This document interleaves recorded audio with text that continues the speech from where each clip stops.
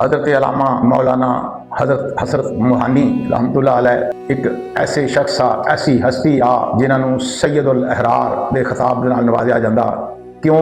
वो एक वाहद हस्ती आ जिहड़ी कायद आज़म मसील आ कि जिन्होंने 40 साल तो ज़्यादा तारीख आज़ादी के इस कौम को जगाया और बहुत ज़्यादा दलेरी के नाल इंतहाई पुरखलूस मुहब्बत के नाल उन्होंने कौम को जगाया।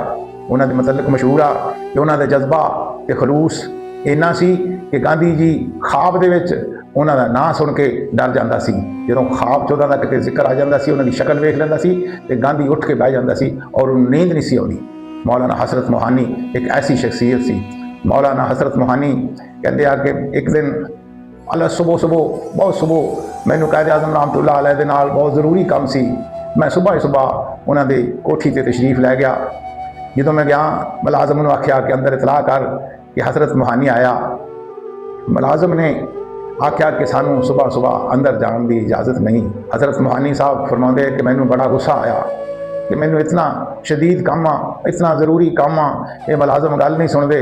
मैं जोर ज़बरदस्ती खुद ही अंदर दाखिल हो गया। जज्बे के तहत जो मैं अंदर गया, पहला कमरा गुजरिया, दूसरा कमरा गुजरिया, जो तीसरे कमरे च गया तो बराबर वाले कमरे के विचों बिलक बिलक के रोन दियाँ आवाज़ां आ रही सी और रो रो के कुछ कह भी रहे सी नाल। ते मैं पछाणिया कि ये आवाज़ तो मेरे कायद मोहम्मद अली जिन्ना की आवाज़ आ। मैं बड़ा परेशान होया कि क्यों रो रहा है। आहिस्ता जाए पर्दा उठाया, जो पर्दा उठा के देखा कायद आज़म रहमतुल्लाह अलैह सजदे दे विच पए हुए सी और अल्लाह दी बारगाह च रो रो के गिड़गड़ा के दुआवां मंगते पए सी। मैं आहिस्तगी दे नाल फिर वापस आ गया।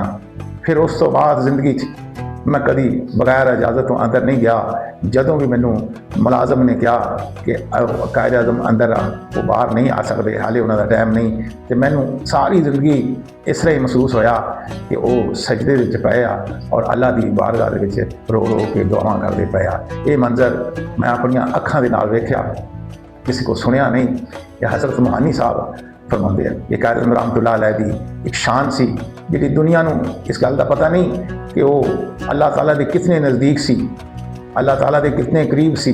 ज़हरन वो ज़रूर दाढ़ी मोहन सी, जिस तरह अल्लामा इकबाल साहब की दाढ़ी मोहन सी, लेकिन अल्लाह के रसूल ते अल्लाह के कितने करीब सी। इस तरह कायद आज़म रहमतुल्लाह अलैह भी अल्लाह की बारगाह विच रो रो के गिड़गिड़ा के इस पाकिस्तान वास्ते, इस पाकिस्तान में बनाने वास्ते दुआवां करते रहते सी। वीडियो अच्छी लगे लाइक करो और फॉलो करो और चैनल को सब्सक्राइब करना ना।